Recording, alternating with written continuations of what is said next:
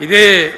జగిత్యాలకు సంబంధించినటువంటి అలిశెట్టి ప్రభాకర్ అని ఒక కవి ఉండేవాడు. ఆయన ఒక మాట చెప్పిండు, చీకట్లో జడుసుకుంటే ఒక చెట్టే నీ చుట్టూరా అరణ్యమై భయపెడుతుంది, గుండె అంటూ కలిగి ఉంటే గుండె ధైర్యం ఉంటే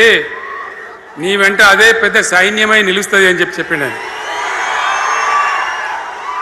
ఇలా నా కళ్ళ ముందు ఉన్నటువంటి మీరు, మీతో రెండింతలు బయట రోడ్ల మీద ఉన్నటువంటి అశేషమైనటువంటి జీవన్ రెడ్డి గారి అభిమానులు, మీ అందరి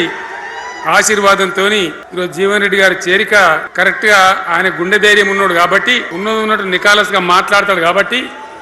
ఇలా ఆయన నిర్ణయం తీసుకొని ఇంత పెద్ద సైన్యాన్ని తీసుకొని తెలంగాణ రాష్ట్ర భవిష్యత్ ప్రయోజనాల కోసం ఆయన బీఆర్ఎస్లో చేరిన విషయం మీ అందరికి తెలుసు. ఆయన వెంట మీరందరూ వచ్చి ఎవరైతే అందరూ ఈరోజు చేరినరో, ఇంకా రాని వాళ్ళు కూడా ఉన్నారో గ్రామాలలో, పట్టణంలో, మీ అందరికీ ముఖ్యంగా జీవనన్న గారికి, ఆయన వెంట వచ్చినటువంటి ప్రతి పౌరుడికి, ప్రతి అన్నకు, ప్రతి తమ్ముడికి, ప్రతి చెల్లెకి కూడా పేరు పేరున బీఆర్ఎస్ రాష్ట్ర అధ్యక్షుడిగా నేను హృదయపూర్వకమైన స్వాగతం, సుస్వాగతం తెలియజేస్తా ఉన్నాను.